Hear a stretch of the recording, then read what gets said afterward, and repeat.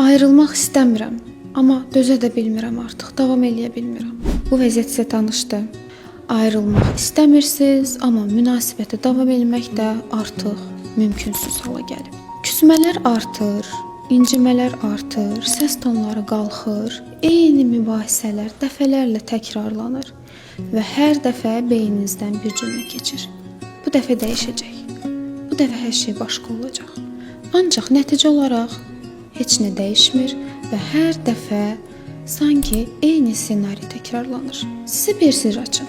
Adətən bu qarşı tərəflə yox, bizim özümüzlə bağlı olur. Biz özümüz gedib eyni tip insanları seçirik, eyni tip münasibətlər qururuq. Bu uşaqlıqda öyrənilmiş davranış modelləri ilə bağlıdır. Təkrarlanan bu ssenariləri dayandırmaq mümkündür.